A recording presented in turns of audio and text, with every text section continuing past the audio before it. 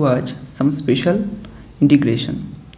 তো আমি তোমাদের আগের ভিডিওতে একটা পার্ট বলেছিলাম, সেই পার্টে কী বলেছিলাম যে ওপরের পাওয়ার আর নিচের পাওয়ার আলাদা থাকবে। মানে কেমন থাকবে, ওপরের পাওয়ার যেখানে ছোট আর নিচের পাওয়ার সেখানে বড়। তাহলে নিচের পাওয়ার যদি সেখানে বড় থাকে আর ওপরের পাওয়ার যদি ছোট থাকে, তাহলে সেখানে জেনারেল যে ফর্মুলাটা আমরা অলওয়েজ ইউজ করি সেই ফর্মুলাটাই আমরা ওখানে বসিয়েছি।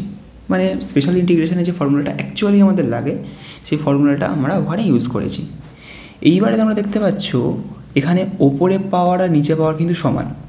x-1 আর x-2 যদি তুমি মাল্টিপ্লাই করো তাহলে এখানে দেখতে পাবে এক্সের পাওয়ার হবে 2, আর এখানে x-3 আর x-4 যদি তুমি মাল্টিপ্লাই করো তাহলে এখানেও এক্সের পাওয়ার দেখতে পাবে তুমি 2। হাইয়েস্ট পাওয়ার দেখতে পাবে এখানেও 2, হাইয়েস্ট পাওয়ার দেখতে পাবে এখানেও 2। তাহলে এখানে তো 2 আর এখানেও হাইয়েস্ট পাওয়ার 2, তাহলে দুটো তো সমান চলে এলো। তাহলে এইবারে তুমি তাহলে কীভাবে কীভাবে ডিল করবে ম্যাথটার সাথে? এইটা করার একটা আলাদা করে আবার নিয়ম আছে। আলাদা নিয়ম না, ওই নিয়মের সাথেই জাস্ট কিছু একটা অ্যাড হয়ে যাবে। সেই কিছু একটাটা কি, সেটাই হলো যে তোমাদের এখানে তাহলে লিখতে হবে x-1 into x-2 by x-3 by x-4। তাহলে এখানে আমি কি বললাম, এখানে ওপরের হাইয়েস্ট পাওয়ারও 2, নিচে হাইয়েস্ট পাওয়ারও 2, দুটো সমান আসছে, দুটো পাওয়ার এখানে সমান। তাহলে এখানে তখন আমাদের মেথডটা হবে যে a by x-3 plus b by x-4।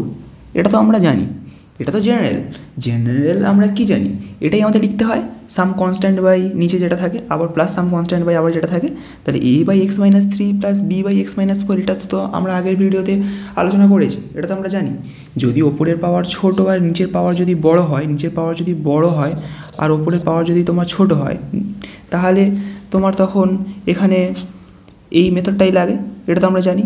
কিন্তু এখানে তো দুটো পাওয়ার সমান এসে যাচ্ছে, তাহলে সমান এসে গেলে তাহলে লাস্টে তোমাকে যোগ করতে হবে +1।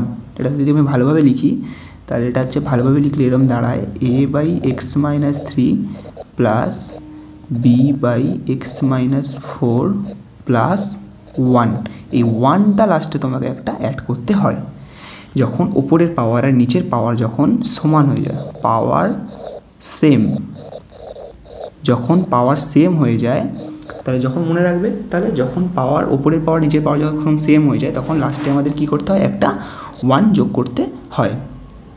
তারপরে তোমাদের কি করতে হয়, তোমাদের জানা আছে, কোনাকুনি গুণ করতে হয়। তাহলে এটা কী হবে, তাহলে এটা কী হবে, সরি এবারে এটা হবে না, এটা হবে is equals to x-1 x-2 is equals to a into x-3 আছে, তাহলে x-4 a into x-4 plus b into x-3 plus 1-এর সাথে যদি এটা গুণ করি তাহলে x-3 ইন্টু x-4।